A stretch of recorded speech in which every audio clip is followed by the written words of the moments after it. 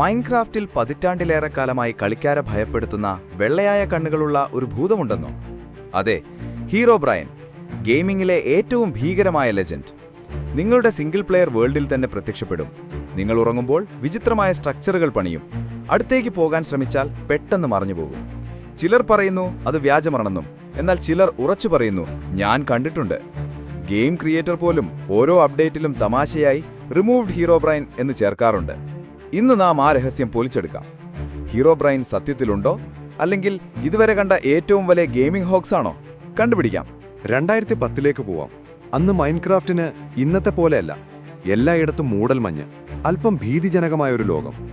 അപ്പോഴാണ് കോപ്ലാൻഡ് എന്നൊരു കളിക്കാരൻ തന്റെ വേൾഡിൽ ഡയമണ്ട് മൈനിങ്ങും വീട്ടുപണിയും ചെയ്ത് കൂളായി കളിച്ചിരുന്നത്. എല്ലാം നോർമൽ. പക്ഷെ അപ്പോൾ സംഭവിച്ചത് ഒന്ന് പിടിച്ചുലയ്ക്കുന്നതായിരുന്നു. ഒറ്റയ്ക്ക് കളിക്കുമ്പോഴും ദൂരെ മറ്റൊരു കളിക്കാരൻ നടക്കുന്നത് കണ്ടു. പ്രശ്നം, അദ്ദേഹം സിംഗിൾ പ്ലെയർ മോഡിലായിരുന്നു. ആ ഫിഗർ സ്റ്റീവ് പോലെ തന്നെ, പക്ഷേ ഒരു ചെറിയ വ്യത്യാസം. കണ്ണുകൾ പൂർണ്ണമായി വെള്ള നിറത്തിൽ പ്രകാശിക്കുന്ന പോലെ. അവൻ ഒന്നും ചെയ്യാതെ നിന്ന് നോക്കിയ ശേഷം പെട്ടെന്ന് അപ്രത്യക്ഷനായി.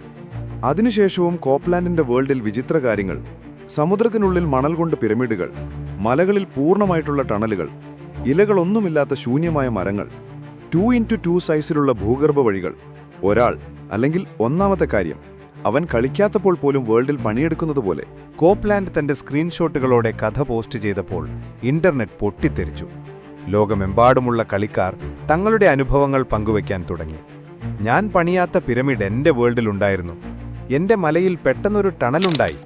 ദൂരെ ഒരു വെള്ളക്കണ്ണുകൾ എന്നെ നോക്കിക്കൊണ്ടിരുന്നു. അങ്ങനെ ആ ദുരൂഹ കഥാപാത്രത്തിന് പേര് കിട്ടി, ഹീറോബ്രൈൻ. ഹീറോബ്രൈൻ സൈറ്റിംഗ്സിൽ ചില മാതൃകകൾ കണ്ടു. ദ വാച്ചർ, മലമുകളിൽ നിന്ന് ദൂരെ ഇരുന്ന് നോക്കും. ദ ബിൽഡർ, വിചിത്ര പിരമിഡുകളും മരങ്ങളിലെ ഇലകൾ നീക്കുകയും ചെയ്യും. ദ വാനിഷർ, അടുത്താൽ പെട്ടെന്ന് മറയും. ദ സ്റ്റോക്കർ, കളിക്കാരന്റെ വീക്ഷണത്തിന്റെ കോണിൽ മാത്രം പ്രത്യക്ഷപ്പെടും. കൂടാതെ ചിലർ പറഞ്ഞു, ഒരിക്കൽ ഹീറോബ്രൈൻ കണ്ടാൽ പിന്നീട് വേൾഡ് തന്നെ മാറിപ്പോകും.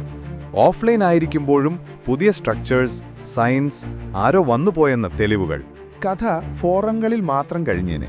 പക്ഷേ പിന്നെ വന്നു ഒരു വൈറൽ ലൈവ് സ്ട്രീം. ഒരു മൈൻക്രാഫ്റ്റ് സ്ട്രീമർ കളിക്കുമ്പോൾ ആയിരക്കണക്കിന് പ്രേക്ഷകർ ചാറ്റിൽ നിലവിളിച്ചു, behind you, Herobrine, turn around now. അവൻ തിരിഞ്ഞു നോക്കിയപ്പോൾ അതായിരുന്നു സ്റ്റീവ് പോലൊരു ക്യാരക്ടർ വെള്ളക്കണ്ണുകൾ കൊണ്ട് നിന്നു. പിന്നെ വേഗം മരങ്ങളുടെ പിന്നാലെ മറഞ്ഞു. ആ ലൈവിൽ ആയിരങ്ങൾ കണ്ട ആ രംഗം വെടിക്കെട്ട് പോലെ വൈറലായി. യൂട്യൂബ് മുഴുവൻ പ്രൂഫ് വീഡിയോസ് കൊണ്ടു നിറഞ്ഞു. നോർമൽ സ്ട്രീമിൽ നിന്ന് ഹിസ്റ്ററിയിൽ ഇടം പിടിച്ച ഒരു ലെജൻഡ് ആകുന്നത് പ്യുവർ ലക്ക്. പ്ലേയേഴ്സ് നോച്ചിനെ ചോദ്യം ചെയ്തു, ഹീറോബ്രൈൻ ഉണ്ടോ? നോച്ചാണ് മൈൻക്രാഫ്റ്റിന്റെ നിർമ്മാതാവ്. യഥാർത്ഥ പേര് മാർക്കസ് പേഴ്സൺ. നോച്ച് നേരിട്ട് അല്ല എന്ന് പറയുമായിരുന്നു. പക്ഷേ അദ്ദേഹം ബ്രില്യൻ്റായ ഒരു ട്രോളിംഗ് നടത്തി. അദ്ദേഹം ട്വിറ്ററിൽ പോസ്റ്റ് ചെയ്തു, എല്ലാ ഫീച്ചേഴ്സും ഞാൻ പറയാറില്ല. മൈൻക്രാഫ്റ്റിൽ ചില കാര്യങ്ങൾ ഞാൻ ഡിസ്കസ് ചെയ്യാറില്ല. പക്ഷേ ഏറ്റവും മൈൻഡ് ബ്ലോയിങ് ചെയ്തത് ഓരോ അപ്ഡേറ്റിലും പാച്ച് നോട്ട്സിൽ റിമൂവ്ഡ് ഹീറോബ്രൈൻ എന്ന് ചേർത്തു. ഗെയിം അപ്ഡേറ്റ് ചെയ്യുമ്പോൾ എന്തെല്ലാം മാറ്റം വന്നിരിക്കുന്നു എന്ന് ഗെയിംസ് നിർമ്മിക്കുന്ന കമ്പനി പറയുന്ന ഒരു ലിസ്റ്റാണ് പാച്ച് നോട്ട്സ്. ഒരിക്കലും ഉണ്ടായിട്ടില്ലാത്ത കാര്യം വീണ്ടും വീണ്ടും റിമൂവ് ചെയ്യുന്ന നോട്ട്സ്. അതാണ് നെക്സ്റ്റ് ലെവൽ ട്രോളിംഗ്. യഥാർത്ഥത്തിൽ കഥ ഇങ്ങനെയാണ്. ഹീറോബ്രൈൻ മൈൻക്രാഫ്റ്റിൽ ഒഫീഷ്യലായി ഇല്ല. പാച്ച് നോട്ട്സിൽ പറയുന്നത് വെറും തമാശ. ആദ്യ കഥ ഫേക്ക് അല്ലെങ്കിൽ ഗ്ലിച്ചായിരിക്കും. പ്രൂഫ് വീഡിയോസിൽ കാണുന്നത് പലതും ഫാൻസ് ഉണ്ടാക്കിയ ഹീറോബ്രൈൻ മോഡ്സ് ആണ്. അതായത് അതൊന്നും റിയൽ അല്ല.